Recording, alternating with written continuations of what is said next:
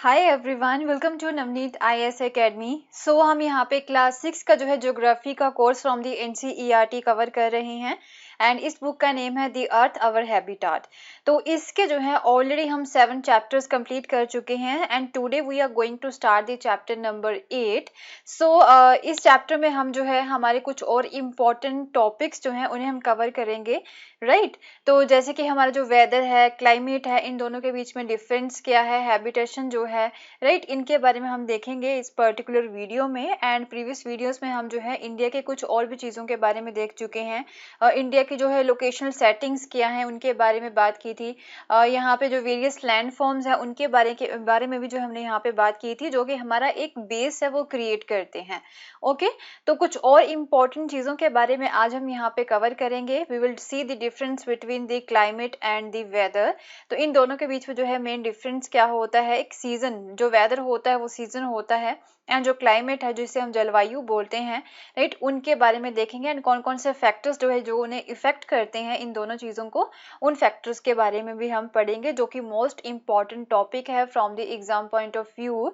And in factors के बारे में जो है काफ़ी बार क्वेश्चंस जो है वो पूछे गए हैं यूपीएससी प्रीलिम्स में भी। Okay, so this is the Telegram channel link and इसे जो है आप क्या कर सकते हो, डायरेक्टली जो है नीचे इसका डिस्क्रिप्शन दे रखा है, वहां पे जाके जो है डायरेक्टली इसे फॉलो कर सकते हो। एंड इस टेलीग्राम चैनल के ऊपर जो है आपको डेली लेक्चर्स की जो पीडीएफ है वो फ्री ऑफ कॉस्ट मिलेंगी and the Hindu and Indian Express की जो daily news articles to read होते हैं उसकी भी इंफॉर्मेशन जो है वो आपको यहाँ पे मिलेगी, राइट।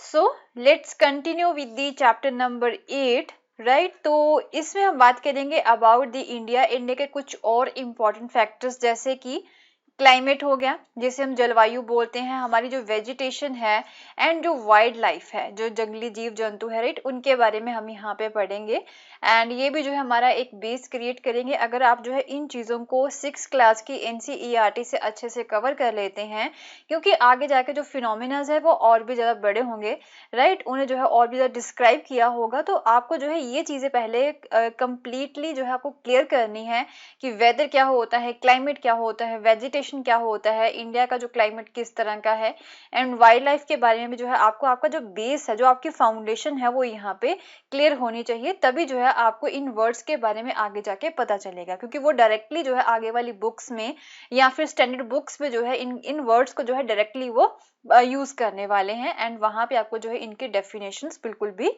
नहीं मिलेंगी। तो आपको जो है इनके बारे में अगर कुछ भी क्लियर करना है तो वो जो है आप यहाँ पे इसी चैप्टर से क्लियर कर सकते हो, राइट। सो ये जो है वैसे भी लास्ट चैप्टर है इस बुक का। इसके बाद हमारा जो ये पूरा कोर्स कंप्लीट हो जाएगा, जो क्लास 6 के जो एनसीईआरटी का कोर्स है, right. So let's see about the weather and the climate. तो आप यहाँ पे जो है न्यूज़ को देखते ही होंगे, आप जो है न्यूज़पेपर को पढ़ते होंगे, तो वहाँ पे जो है आपको एक छोटा सा कॉलम जो है न्यूज़पेपर पे देखने को मिलेगा, दैट टुडेज वेदर, राइट। तो वहाँ पे लिखा होता है कि आज जो है ठंड रहेगी या फिर आज गर्मी रहेगी या फिर आज बारिश होगी या नहीं होगी। तो ये जो है डेली टू डेली जो है वहाँ पे आपको देखने को मिलेगा। टेम्परेचर जो है वो आज किस तरह का रहेगा, कल जाके जो टेम्परेचर वो घट जाएगा या फिर बढ़ जाएगा, तो इन चीज़ों के बारे में जो है आपको वहाँ पे देखने को मिलेगा ही मिलेगा न्यूज़पेपर में, या फिर कोई भी न्यूज़ आप अगर आप सुनते भी हो तो, राइट। एंड उसके अलावा जो है अगर क्लाइमेट की भी बात करें तो भारत की जलवायु की भी अगर आप यहाँ पे बात करें तो भारत की जो जलवायु है, राइट, उसके बारे में भी जो है यहाँ पे लिखा होता है कि जलवायु किस तरह की है, राइट, उसके बारे में भी यहाँ पे बात होती रहती है, वो भी न्यूज़ में रहते ही हैं। जैसे कि जो ट्रॉपिकल है हमारी कंट्री की जो जलवायु है, तो ये ट्रॉपिकल क्यों है, किस तरह से ये नेम पड़ा है, इसका मीनिंग क्या है, राइट, उनके बारे में भी हम यहाँ पे देखेंगे एंड कौन कौन से फैक्टर्स जो हैं वो उन्हें यहाँ पे इफेक्ट करते हैं क्लाइमेट को, एंड दूसरा यहाँ पे वेदर। तो दो चीजें हैं हमारे पास, वेदर एंड क्लाइमेट। सो सबसे पहले वेदर के बारे में देख लेते हैं। तो वेदर जो होता है, वेदर क्या हो गया, मौसम। वेदर को हम क्या बोलते हैं, इसे जो है मौसम भी बोला जाता है। On the other hand we can call it as a season, right, season भी हम इसे जो है बोल सकते हैं। वेदर जो है आपका मौसम हो गया। तो ये जो होता है एक शॉर्ट टर्म स्टडी होती है, राइट, जो है यहाँ पे आपकी जो एटमॉस्फेरिक कंडीशन है, आपकी कंट्री की जो एटमॉस्फेरिक कंडीशन है उसकी जो है short term study, right, short term study को हम क्या बोलते हैं, उसे हम जो है वेदर बोलते हैं। मीन जो है डे टू डे चेंजेस जो यहाँ पे आते हैं आपकी एटमॉस्फेरिक कंडीशंस में, राइट। जैसे कि आप बोल रहे हो कि आज जो है गर्मी है, बट कल जाके जो मौसम है, राइट, जो टेम्परेचर है वो कम हो जाएगा, या फिर कल जाके आपको जो है रेनफॉल भी देखने को मिल सकती है, जिसकी वजह से टेम्परेचर जो है वो डाउन चला जाएगा, या फिर कल जो है सनशाइन हो सकती है। तो उसी के अकॉर्डिंग जो है आप अपने जो डेली लाइफ को भी प्लान करते हो कि आज जो है ठंड है, राइट, तो आज हम यहाँ पे गर्म कपड़े पहन के बैठे हुए हैं। तो हो सकता है जो गर्म कपड़े हमने आज पहने हैं वो आपको जो 2 या 3 दिन के बाद में यहाँ पे टेम्परेचर चेंज हो जाए, एंड वो जो है ज्यादा गर्म वाले जो कपड़े हैं वो आपको देखने को नहीं मिले, आप जो है उसे नहीं पहन सकते हैं। तो ये डे टू डे चेंजेस जो होती हैं, या फिर मैक्सिमम ये जो वीकली स्टडी होती है इनकी, राइट, तो ये वीक तक जो है मैक्सिमम इसे हम पढ़ सकते हैं। ये जो वीकली जो चेंजेस यहाँ पे होते हैं उसे हम वेदर बोल सकते हैं। सो कौन कौन से फैक्टर्स जो है वो यहाँ पे वेदर को इफेक्ट करते हैं। पहला तो यहाँ पे टेम्परेचर हो गया, राइट, टेम्परेचर जो है आपका राइज हो सकता है या फिर डाउन जा सकता है। दूसरा यहाँ पे रेनफॉल है, रेनफॉल जो है यहाँ पे उससे भी हम स्टडी कर सकते हैं कि आज यहाँ पे रेनफॉल है या फिर नहीं है, कल होगी या नहीं होगी, या फिर वीक के बाद में यहाँ पे जो है रेनफॉल होगी या नहीं होगी, तो उसकी स्टडी को भी हम यहाँ पे वेदर बोलते हैं। देन सनशाइन, राइट, तो ये 3 चीजें हैं। कौन कौन से फैक्टर्स है हमारे पास, टेम्परेचर, रेनफॉल एंड सनशाइन। तो इन फैक्टर्स को जो है आपको यहाँ पे माइंड में रखना है। These are the important from the exam perspective. temperature, rainfall and sunshine, these are the 3 factors that affect the weather. Okay, so for example it may be a hot or cold, sunny or cloudy, windy or calm, right, तो ये चीजें यहाँ पे हो सकती हैं। सो आपने ये भी नोटिस किया होगा that when it is hot continuously, यहाँ पे अगर आपका जो वेदर है वो लगातार हॉट रहता है कई दिनों तक, तो आप जो है वार्म क्लोथिंग्स जो है उसे नहीं पहनते हैं। मीन वार्म क्लोथ्स जो होते हैं उन्हें आप नहीं पहनते हैं, एंड आप जो है कुछ ठंडी चीजें खाने के लिए जो है आपका मन करेगा, या फिर ठंडी चीजें पीने का आपका जो है मन करेगा। इन कंट्रास्ट यहाँ पे जो है कुछ और डेज होते हैं जब आप जो है ठंड फील करते हैं, ठंडा फील करते हैं without the woollen clothes, when it is very windy और चिली। जब आप जो है वूलन क्लोथ्स नहीं पहनते, बट हाउएवर यहाँ पे जो है विंड चल रही होती है या फिर थोड़ा सा चिल्ड मौसम हो जाता है, so you would like to have something hot to eat, तो आप जो है थोड़ा सा गर्म चीजें खाने का आपका मन करेगा, चाय हो जाए, पकोड़े हो जाए, राइट। यहाँ पे हमारी कंट्री में ऐसा बोला भी जाता है जब रेनफॉल होती है तो चाय एंड पकोड़े जो है वो हमारी कंट्री में खाए जाते हैं, राइट। तो इस तरह की चीजें जो है आपका खाने का मन करेगा। तो ये डे टू डे चेंजेस जो होते हैं उसे हम जो है वेदर बोलते हैं, या फिर जो है इसे हम क्या बोलते हैं, सीजन या फिर मौसम, राइट। तो इसी तरह से हम हमारा जो वेदर है या फिर जो सीजन्स है उसे हम 4 पार्ट्स में डिवाइड कर सकते हैं। जो वेदर होते हैं, राइट, उसकी स्टडी को या फिर उसकी डिवीजन जो है, राइट, उसे हम जो है 4 पार्ट में उसकी डिवीजन कर सकते हैं इन सीजन्स की। पहला तो हमारे पास आ जाता है कोल्ड वेदर सीजन, जब यहाँ पे ठंड रहती है लगातार, जिसे हम जो है विंटर बोलते हैं या फिर सर्दी बोलते हैं। ओके, तो कोल्ड वेदर सीजन हो गया, ये कब रहता है, दिसंबर टू फरवरी का जो मौसम होता है वो कोल्ड वेदर सीजन रहता है। गर्म कपड़े आप पहनते हो, गर्म चीजें आप खाते हो, तो उसे हम विंटर बोलते हैं। एंड नेक्स्ट आ गया आपका हॉट वेदर सीजन, जब यहाँ पे गर्मी होती है, राइट, उसे हम समर भी बोलते हैं, राइट। एंड ये मार्च टू मई तक, राइट, अप्रोक्सीमेटली जो है ये 3 मंथ्स तक का सीजन हो गया।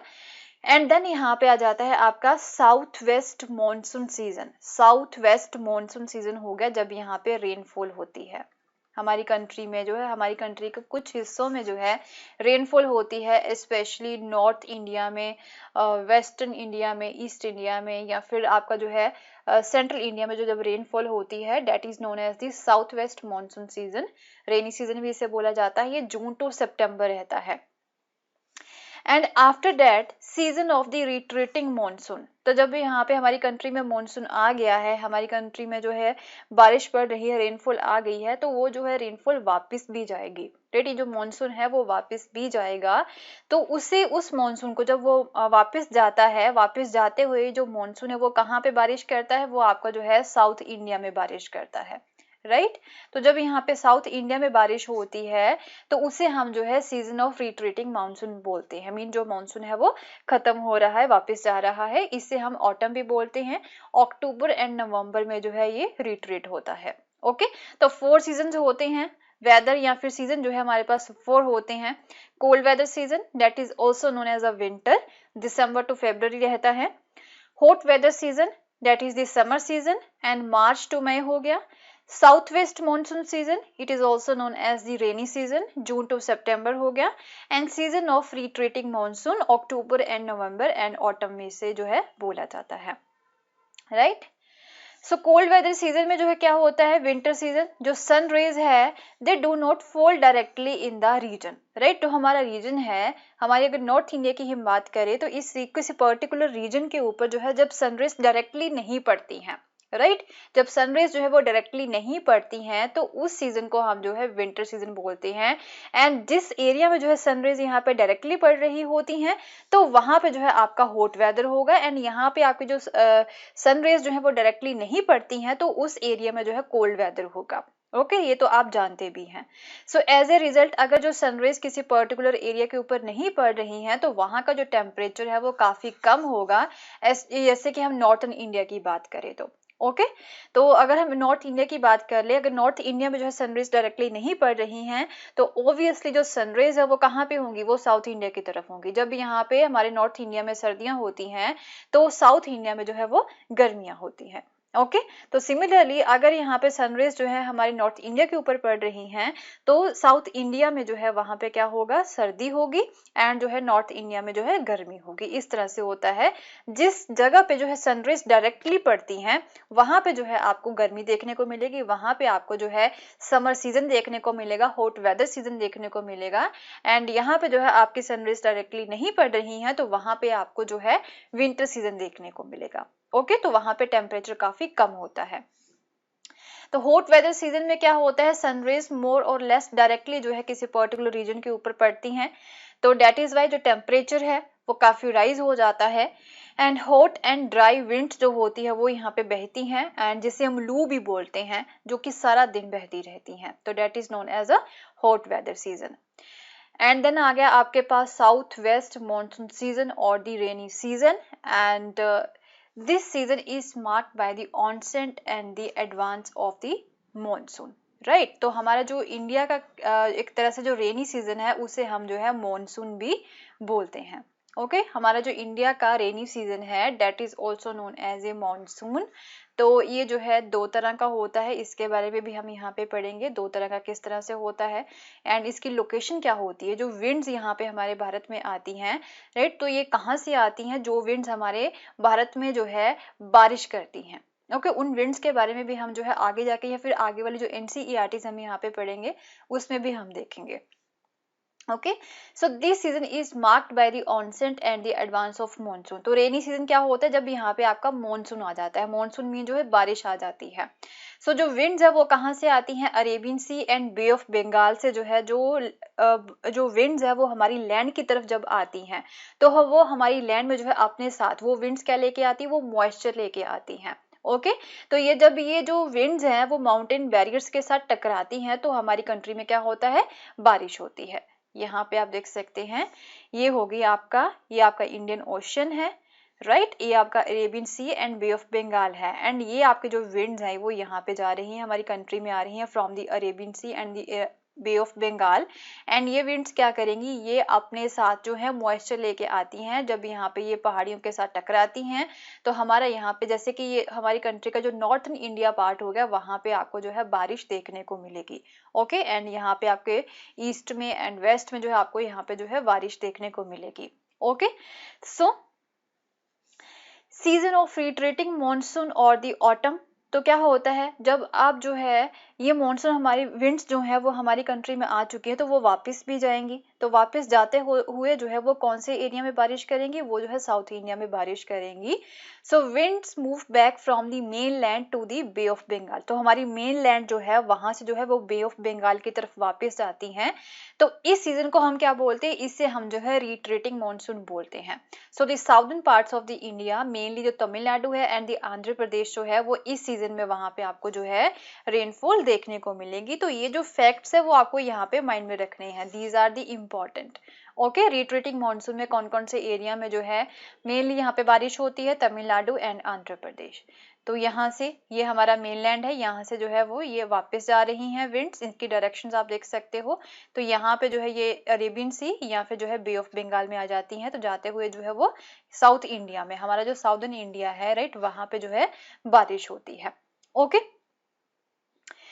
सो यहाँ पे अगर लोकेशन की बात कर रहे हैं राइट, ये जो विंड्स हैं यहाँ पे जो कि मॉनसून विंड्स हैं, जो कि अरेबियन सी से Bay of Bengal, Arabian Sea and Bay of Bengal से हमारी मेनलैंड की तरफ जो विंड्स आ रही हैं, उन विंड्स को हम और क्या बोल सकते हैं, इन विंड्स को हम जो है क्या बोल सकते हैं, these are also known as the south west monsoon. Okay, तो ये जो है साउथ वेस्ट मॉनसून होता है राइट, इसके जहाँ से आपने जो है इसका नाम पढ़ा होगा, these are known as the south west monsoon और the rainy season.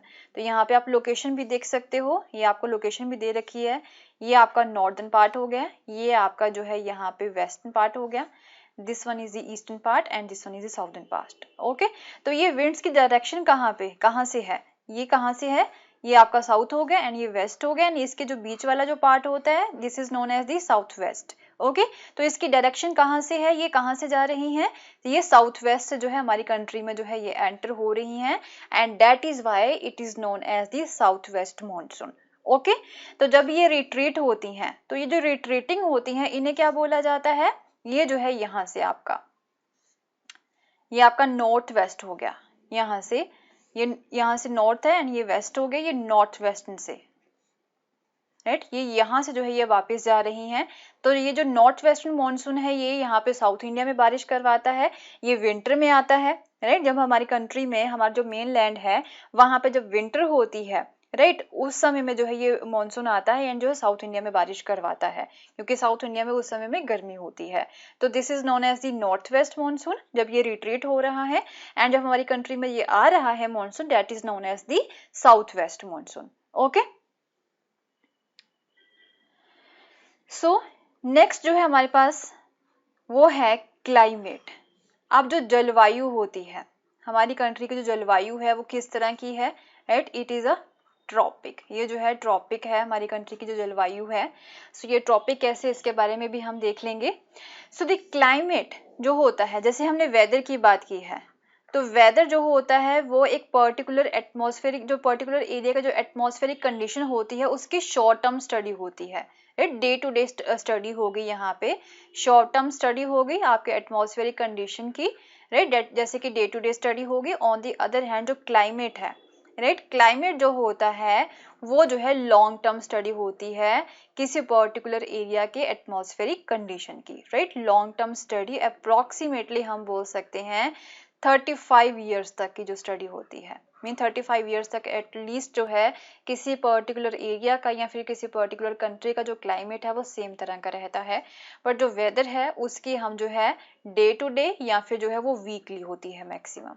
Okay, so the climate is about the average weather condition which have been measured over many years, approximately 35 years. So the climate of the India has broadly been described as the monsoon type, right? तो India का जो climate है इसे हम monsoon type भी बोलते हैं, जैसे कि हम पढ़ भी चुके हैं मॉनसून जो है कौन कौन सी होती हैं, उसे सीजन्स में भी हम इंक्लूड करते हैं। तो ये जो मॉनसून टाइप है हमारा जो क्लाइमेट है, सो मॉनसून जो वर्ड है वो कहाँ से लिया गया है, ये अरेबिक वर्ड मौसम से लिया गया है, मौसम mean which mean seasons right, तो सीजन्स के अकॉर्डिंग हम यहाँ पे क्लाइमेट को भी देते हैं। So due to India's location in the tropical region, तो इंडिया का जो लोकेशन है वो ट्रॉपिकल रीजन में है। So most of the rain जो यहाँ पे पड़ती है हमारी कंट्री में, जो मोस्टली रेन पड़ती है, it is brought by the monsoon winds. तो हमने यहाँ पे पीछे पढ़ा है monsoon wind, south west monsoon and the कहाँ पे दूसरी कौन सी होगी, नॉर्थ वेस्ट होगी। Okay, so due to India's location in the tropical region, जैसे कि आप यहाँ पे देख सकते हो जो ट्रॉपिक है, यहाँ से हमारी कंट्री में जो ट्रॉपिक ऑफ कैंसर है वो गुजरता है राइट, 23.5 डिग्री नॉर्थ राइट, तो यहाँ से जो है ट्रॉपिक ऑफ कैंसर यहाँ पे गुजरता है। तो इंडिया की जो लोकेशन है that is known as a tropical region. Okay, so यहाँ पे हमारी कंट्री में जो एग्रीकल्चर है तो वो भी जो है रेन्स के ऊपर ही डिपेंड है। एंड जो गुड मॉनसून्स अगर यहाँ पे पड़ जाती हैं तो यहाँ पे जो है गुड मॉनसून का मतलब होता है कि एडिक्वेट रेन यहाँ पे हो गई है, अच्छी रेन यहाँ पे हो गई है, एंड दैट इज वाई यहाँ पे जो क्रॉप है वो भी काफी ज्यादा होगी। ओके तो हमारी कंट्री का जो है climate of India has broadly been describe. Broadly हम इसे जो है मॉनसून टाइप भी बोलते हैं क्योंकि जो विंड्स यहाँ पे आती हैं वो मॉनसून विंड्स ही होती हैं। ओके एंड जो है मोस्टली जो है इसका इंडिया की जो लोकेशन है वो ट्रॉपिकल है, हम तो ट्रॉपिकल भी बोल सकते हैं, हमारी कंट्री की जो जलवायु है वो ट्रॉपिकल भी है। Okay so the climate of a place is affected by its location. अब जो फैक्टर्स कौन कौन से अफेक्ट करते हैं क्लाइमेट को, राइट कौन कौन से फैक्टर्स अफेक्ट करते हैं, पहला इसकी लोकेशन होगी, दूसरा ऑल्टीट्यूड हो गया, and distance from the sea and the relief, right. तो ये जो क्लाइमेट होता है किसी पर्टिकुलर प्लेस का, उसके जो कौन कौन से फैक्टर्स अफेक्ट करते हैं, उसकी लोकेशन क्या है, राइट, एंड ऑल्टीट्यूड किस तरह का है, and distance from the sea and also the relief. तो therefore we experience the regional differences in the climate of India. जैसे कि आपको पता ही है कि हमारी कंट्री में जो है अलग अलग क्लाइमेट होता है अलग अलग एरिया में, जैसे कि नॉर्थ में कुछ और होता है एंड साउथ में कुछ और होता है, एंड जो आपके जो है सी के आसपास के जो लैंड्स हैं, राइट, वहाँ पे जो एरियाज हैं, जो कोस्टल एरियाज हैं, वहाँ पे जो क्लाइमेट है वो कुछ डिफरेंट होता है, राइट। सो क्या होता है, जैसे कि एग्जांपल ले सकते हैं जैसलमेर एंड बीकानेर की बात करें, यहाँ पे राजस्थान में जो डेजर्ट एरिया है तो वहाँ पे काफ़ी गर्मी रहती है, वाइल जो द्रास एंड कारगिल है जम्मू एंड कश्मीर में, वहाँ पे जो है फ्रीजिंग कोल्ड होता है, क्योंकि जो आपका राजस्थान है वो कहाँ पे पड़ता है, ट्रॉपिक ऑफ कैंसर के पास ही यहाँ पे पड़ता है, तो यहाँ पे आपको जो है काफ़ी ज़्यादा गर्मी देखने को मिलेगी। ऑन दी अदर हैंड जो दूसरे एरियाज हैं, राइट, तो वहां पे जो है क्या होगा, वहां पे जो वेदर है वो कोल्ड होता है, राइट, इसकी हाइट के अकॉर्डिंग भी होता है। सो कोस्टल प्लेसेस जैसे हो गए मुंबई एंड कोलकाता, वहां पे मॉडरेट क्लाइमेट रहता है, ज्यादा गर्मी नहीं होती ना ही ज्यादा ठंड होती है। So being on the coast, क्योंकि ये कोस्ट के पास है तो ये जो प्लेसेस होती है वो ह्यूमिड ही होती हैं। And then the Mawsynram in the Meghalaya जो है it receives the world highest rainfall, तो यहाँ पे रेनफॉल भी ज़्यादा होती है, and while in a particular year it might not rain at all in the Jaisalmer in the Rajasthan. तो कभी कभी ऐसा भी होता है कि पूरा साल जो है जैसलमेर एरिया में जो है बारिश ही नहीं पड़ती है राजस्थान में। ओके तो यहाँ पे जो है क्लाइमेट्स भी डिफरेंट डिफरेंट हैं। तो ये जो है ये जो क्लाइमेट है वो किस तरह से होता है, किसी पर्टिकुलर एरिया की लोकेशन किस तरह की है, उसका जो है हाइट किस तरह की है, जैसे कि ऑल्टीट्यूड हो गया, एंड सी से जो है कितना डिफरेंस है, उसका डिस्टेंस कितना है, एंड इसका जो रिलीफ क्या है, तो इन चीज़ों के ऊपर डिपेंड करता है जो क्लाइमेट है किसी पर्टिकुलर एरिया का। ओके सो नेक्स्ट आपको जो है नेचुरल वेजिटेशन भी देखने को मिलती है हमारी कंट्री में, वेराइटी ऑफ प्लांट लाइफ है यहाँ पे। तो कुछ छोटे छोटे प्लांट्स होते हैं, these are known as the bushes and the shrubs, जैसे कि कैक्टस हो गए, एंड जो फ्लावरिंग प्लांट्स होते हैं जिसमें छोटे छोटे फ्लावर्स निकलते हैं, कैक्टस ये हो गए आपके, ये छोटे छोटे ये श्रब्स हो गए, ये छोटे जो छोटी हाइट वाले जो होते हैं अराउंड हम इन्हें जो है 1.5 मीटर तक देख सकते हैं। ओके ये 1.5 मीटर तक होते हैं, छोटे छोटे जो होते हैं इसमें जो है छोटे छोटे फ्लावर्स निकलते हैं, कैक्टस हो गया जैसे कि, राइट, तो इन्हें हम जो है क्या बोलते हैं, these are known as the bushes and the shrubs. And इसके अलावा यहाँ पे टॉल ट्रीज भी होती हैं जिसकी कई सारी ब्रांचेस होती हैं, लीव्स होती हैं, जैसे कि नीम, मैंगो, राइट, ये बड़े बड़े ट्रीज होते हैं जो टॉल ट्रीज हो गए यहाँ पे, ये आप देख सकते हो। तो मैक्सिमम हाइट यहाँ तक जा सकती है, इसकी 60 मीटर्स तक जो है मैक्सिमम हाइट जाती है।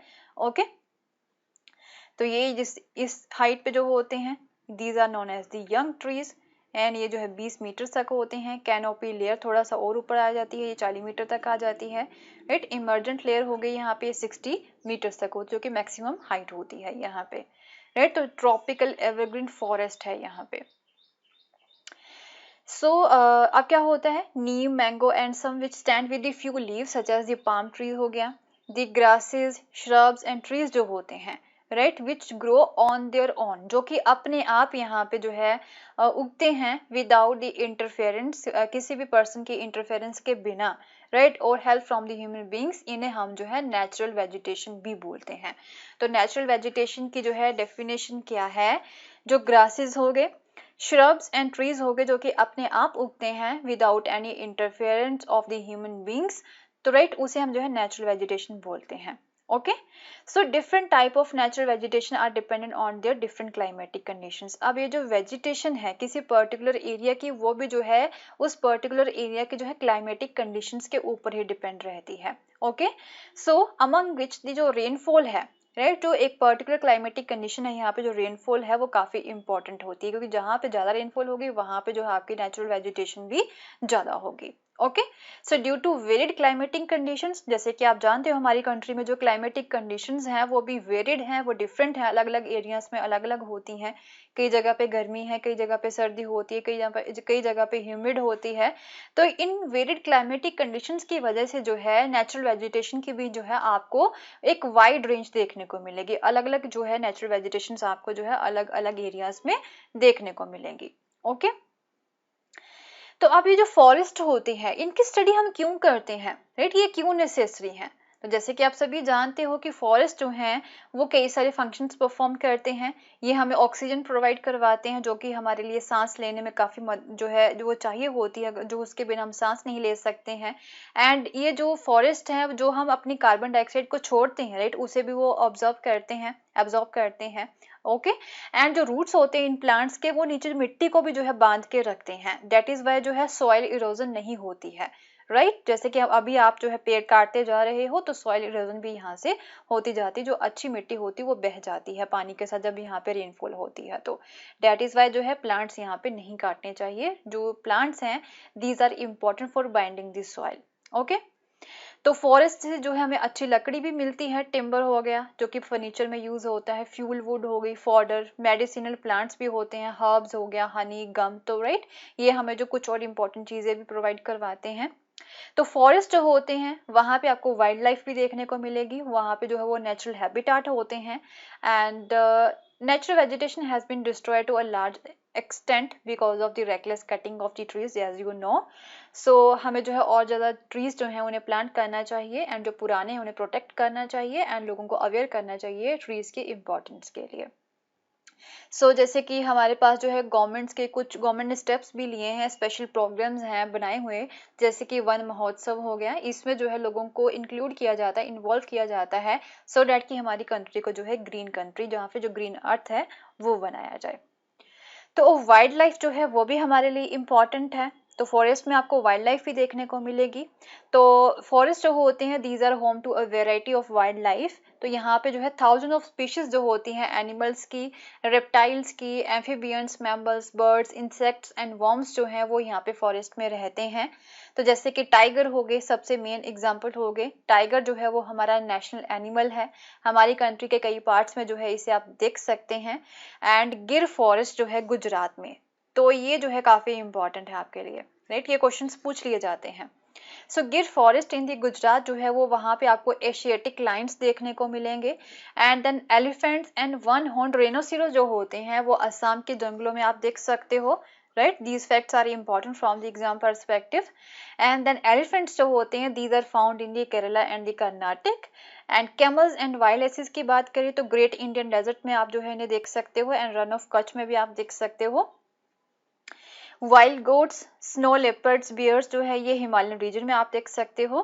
तो यहाँ पे इसके अलावा कुछ और भी एनिमल्स होते हैं, जैसे कि मंकी, वॉल्फ, जैकल, नीलगाय, चीतल, राइट, तो ये भी जो है आप देख सकते हो इन फॉरेस्ट में। इसके अलावा यहाँ पे जो है वर्ल्ड लाइफ भी जो है आपको काफी देखने को मिलेगी। पीकॉक हो गए, मोर जो है वो हमारा नेशनल बर्ड है। एंड इसके अलावा पैरट्स होते हैं, पिजन्स हो गए, गीस, बुलबुल, डक्स हो गए, राइट। तो इनके लिए जो है कई सारी बर्ड सेंचुरीज भी बनाई गई हैं। एंड इन सेंचुरीज में जो है इन बर्ड्स को एक नेचुरल हैबिटेट प्रोवाइड करवाया जाता है। एंड दैट इज वाई जो है इन बर्ड्स को जो है हंटर से हम प्रोटेक्ट कर सकते हैं बर्ड सेंचुरीज बना के। ओके, इन्हें जो है प्रोटेक्ट किया गया है। तो स्नेक्स की भी जो है आपको कई सारी स्पीशीज यहाँ पे देखने को मिलेंगी, कोबराज है, क्रेट्स हैं, ये इंपॉर्टेंट है। And however due to the cutting of the forest and hunting की वजह से जो है कुछ कई ऐसी स्पीशीज हैं वाइल्ड लाइफ की वो डिक्लाइन हो रही हैं रैपिडली। बट ये जो स्पीशीज है हम वो हमारे लिए सर्वाइव, हमारे जो एक मनुष्य जीवन होता है राइट, उसे सर्वाइव करने के लिए इन जानवरों का, इन जीव जंतुओं का होना भी यहाँ पे जरूरी है। ओके बट जो है हम फॉरेस्ट को काटते जा रहे हैं, हम हंटिंग करते जा रहे हैं, तो कई सारी स्पीशीज जो है वाइल्ड लाइफ की वो खत्म हो रही हैं, वो डिक्लाइन हो रही हैं, एंड कई स्पीशीज ऐसी भी हैं जो कि ऑलरेडी एक्सटिंक्ट भी हो चुकी हैं। ओके तो in order to protect them, इन्हें प्रोटेक्ट करने के लिए नेशनल पार्क, सेंचुरीज जो है, बायोस्फीयर्स जो है राइट, बायोस्फीयर रिजर्व हो गए, तो वो यहाँ पे बनाए गए हैं। एंड गवर्नमेंट ने जो है इवन प्रोजेक्ट टाइगर भी यहाँ पे स्टार्ट किया है, एंड प्रोजेक्ट एलिफेंट भी यहाँ पे स्टार्ट किया है टू प्रोटेक्ट दीज एनिमल्स, क्योंकि प्रोजेक्ट टाइगर, जो टाइगर्स हैं एंड जो एलिफेंट्स हैं वो जो है ऑलरेडी जो है वो एक्सटेंट होने की कगार पे हैं। ओके एंड आपको भी जो है कंट्रीब्यूट करना चाहिए in conserving the wildlife, and you can refuse to buy things, आप जो है किस तरह से जो है कंट्रीब्यूट कर सकते हैं, जो कि इन एनिमल्स की बॉडी से बनी हुई चीजें होती हैं उन्हें आप जो है बाय करने से रिफ्यूज कर सकते हो, right. And every year we observe wildlife week in the first week of October, so this thing is also important, this fact is also important कि जो वाइल्ड लाइफ वीक है वो कब यहाँ पे हर साल मनाया जाता है, अक्टूबर के फर्स्ट वीक में जो है इसे मनाया जाता है, सो डैट कि जो है अवेयरनेस यहाँ पे क्रिएट की जा सके of conserving the habitats of the animal kingdom, right. So अब जो है इसके अलावा हमारी कंट्री में जो है कुछ माइग्रेटरी बर्ड्स भी आ जाते हैं। माइग्रेटरी बर्ड्स जो कि हमारे इंडिया से बिलोंग नहीं करते हैं, वो दूसरे एरिया से हमारी कंट्री में जो है कुछ समय के लिए आते हैं। ओके ब्रीडिंग के लिए वो यहाँ पे आते हैं। जब क्या होता है जैसे कि पिनटेल डक हो गया, कर्ल्यूस, फ्लेमिंगो, ऑस्प्रे एंड लिटिल स्टिन जो है वो हमारी कंट्री में आते हैं इन द विंटर सीजन, हर साल जो है वो हमारी कंट्री में आते हैं। सो ये जो स्मॉलेस्ट माइग्रेटरी बर्ड होते हैं, तो जैसे कि लिटिल स्टिंट हो गया, उसका जो खुद का एक वेट है वो जस्ट 15 ग्राम है, उसका अपना जो वेट है वो 15 ग्राम है, बट इतनी छोटी सी है, वो आर्कटिक रीजन से जो है वो ट्रेवल करती है हमारी कंट्री में। तो कितने किलोमीटर वो ट्रेवल करती है, 8000 किलोमीटर जो है वो ट्रेवल करके हमारी कंट्री में आते हैं for the purpose of breeding, right. सर्दियों में जो है हमारी कंट्री में ये बर्ड्स भी आते हैं। तो with this we have completed the chapter number 8 also, and we had covered this course also। तो इसमें हमने जो है इस पूरी बुक को कवर कर लिया है। क्लास 6 की जो NCERT है वो हमारी कंप्लीट हो चुकी है। So now in our next course we are going to start the class 7th NCERT of geography, right. उसमें कुछ और हमारे इन्वायरमेंट के बारे में पढ़ेंगे, कुछ और इम्पोर्टेंट चीज़ों के बारे में हम यहाँ पे कवर करेंगे। ओके सो अगर आपको मेरा कोर्स पसंद आया तो इसे शेयर करना ना भूलें, and don't forget to subscribe my channel, and don't forget to press the bell icon so that you can get the notification whenever I upload a new video, right? Thank you so much. Have a nice day. Bye bye.